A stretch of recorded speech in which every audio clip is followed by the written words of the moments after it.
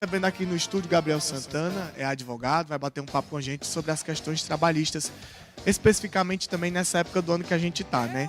Olha, eu acho que você prestou atenção que nas redes sociais um caso chamou muita atenção no sul do país. Uma mulher, né, que tinha problemas de audição, surda, muda, ela foi capturada, né, e ela passou a sua vida quase inteira com uma pessoa lá sendo refém.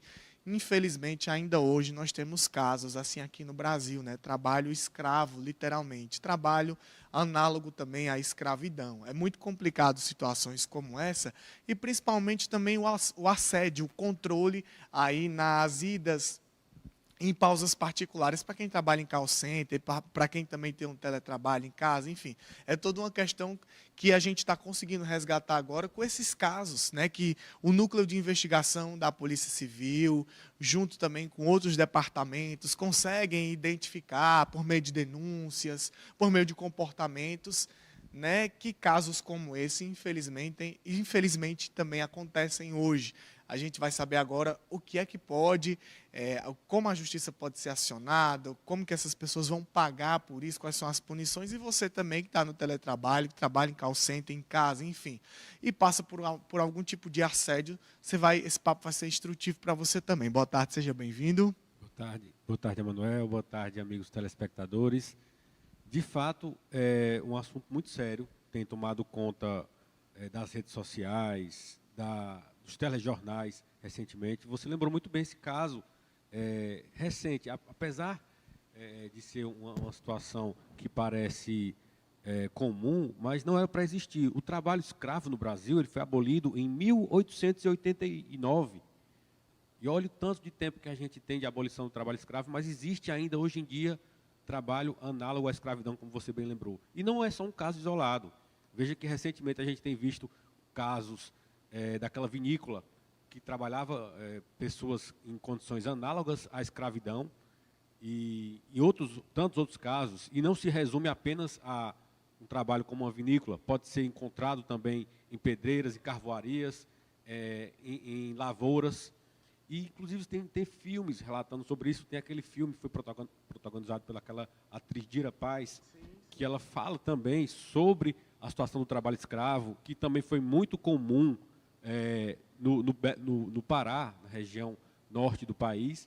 E essa situação ela causa um dano social imenso à população brasileira, porque o Brasil ele vem tentando se desvencilhar do trabalho escravo desde 1889, 1888, mas ainda hoje não conseguiu. Então, o que se tem hoje é que pessoas são exploradas através de um trabalho análogo à escravidão. Como é que isso acontece na prática, Manuel? Muitas vezes as pessoas que não têm uma alfabetização, que não têm um curso completo, sentem necessidade de ter um emprego para ter uma condição de vida melhor e acabam aceitando qualquer condição de emprego. Muitas vezes recebem propostas de emprego que são surreais, que ofertam dinheiro antecipado como uma garantia de que aquela pessoa vai ter um bom rendimento, mas o emprego ele deve ser prestado nas regiões limítrofes do país e essa pessoa acaba sendo aliciada para esse trabalho e uma vez que chega nesse trabalho, ela já chega com dívida, porque muitas vezes o empregado ele está precisando daquele emprego, ele aceita qualquer tipo de condição, qualquer tipo de negócio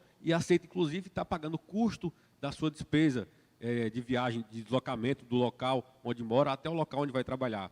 E às vezes ele chega naquele alojamento onde vai iniciar o trabalho, já chega com dívida. A dívida do transporte, a dívida do hotel, e muitas vezes é cobrado dele lá o exame admissional, é cobrado dele a estadia, é cobrado a alimentação, coisas que dentro da legislação trabalhista é de obrigação do empregador assumir. A gente sabe que o risco da operação, o risco da negociação é do empregador, que é aquela pessoa que tem um lucro.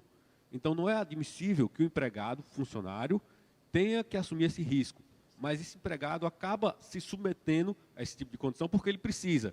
E quando ele se vê, ele está preso, ele está refém em uma situação que não consegue sair.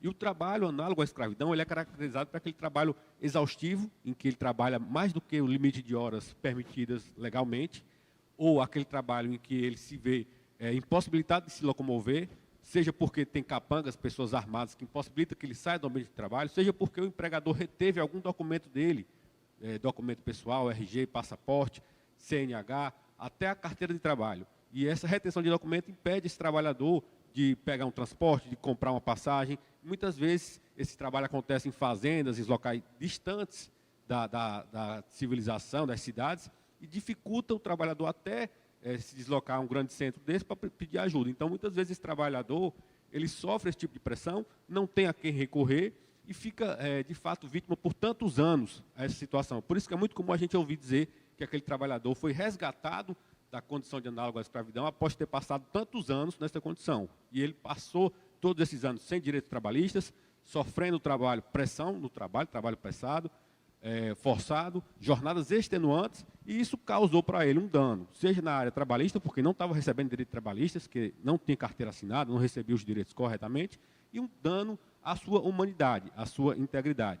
Mas isso também repercute em um dano social. Então, a gente tem dois aspectos do trabalho análogo à escravidão. O aspecto trabalhista, que repercute nas verbas de trabalho, e também o aspecto criminal. Aquela pessoa que mantém empregados em trabalho análogo à escravidão, ela comete um crime que é punível com pena de reclusão de 2 a 8 anos. Então, além de ser crime, essa situação ela pode gerar o direito de reparar verbas trabalhistas e também uma indenização por dano moral, por dano coletivo. Nessa situação, o Ministério Público do Trabalho deve ser acionado para que entre em cena e busque amparar os direitos dos trabalhadores. Gabriel, uma coisa que você falou que chamou muito a minha atenção é com relação a esse lance de você ser refém, né? De você estar refém em um ambiente e você não ter hora de descanso, você não ter hora de nada, você está ali 24 horas e não tem como sair, porque se você sair, você realmente está preso. O dano psicológico também é muito gigantesco, né, para uma pessoa como essa.